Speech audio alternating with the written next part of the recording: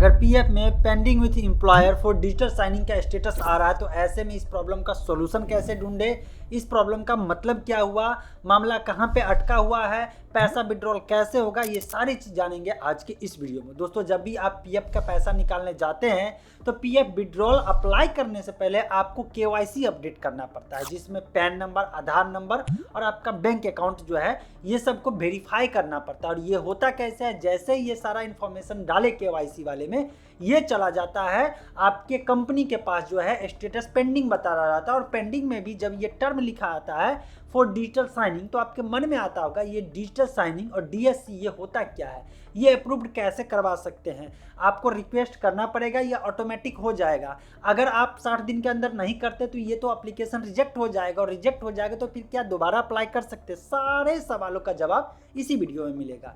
देखिए, बात यह है कि अगर आप 60 दिन के अंदर जो है आपकी कंपनी इसको अप्रूव नहीं करती है तो जो अप्लाई आप सीडिंग के लिए किए थे पैन, आधार और बैंक अकाउंट को, वो रिजेक्ट हो जाएगा। और रिजेक्ट हो जाएगा तो फिर से आपको अप्लाई करना पड़ेगा। टेंशन नहीं लेना है, आप री अप्लाई कर सकते हैं।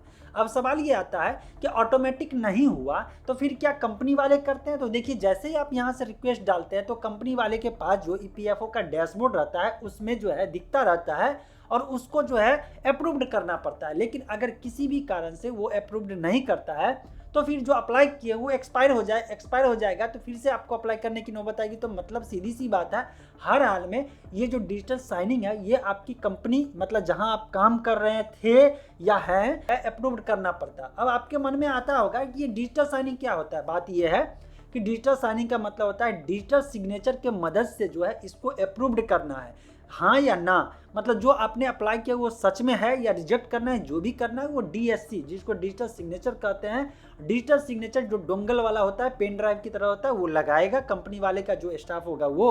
और इसके बाद आपके जो है पीएफ में जो केवाईसी का लिए रिक्वेस्ट डाले हैं उसको अप्रूव्ड करेगा। अब आपके मन में आएगा कि अगर उसने अप्रूव नहीं किया तो नहीं किया, तो इसका मतलब है कि अप्रूव नहीं हुआ तो आगे का स्टेप आप नहीं कर सकते हैं, पीएफ के लिए अप्लाई नहीं कर सकते, करेंगे भी तो होगा नहीं। सीधी सी बात है। अब मन में एक सवाल आएगा कि कंपनी वाले जानबूझ के नहीं करे, तो पिछले वीडियो में मैंने सॉल्यूशन बताया है, उस वीडियो का लिंक दे देता हूं, उस वीडियो जा करके देख लीजिए। हर हाल में आपको केवाईसी अपडेट कराना है, जहां जहां डीएससी लिखा रहेगा अप्रूव्ड भी होगा तो डीएससी के माध्यम से होगा। आपके मन में आएगा ये डीएससी का मतलब तो समझा दो भाई। देखो, पहले आप जो है ऑफलाइन में साइन करते तो साइन को मैच किया जाता है कि हाँ सच में आपने ही किया है या आपका कोई डुप्लीकेट कर दिया है, तो ये चीज़ का वेरिफिकेशन एक तरह से होता था। अब आ गया जमाना डिजिटल। अब ऐसा तो है ना कि स्कैन करेगा, उसका सिग्नेचर को स्कैन किया और पेस्ट मारते गया, पता चलेगा कि आपने नहीं भी किया, आपके बदले में किसी ने कर दिया।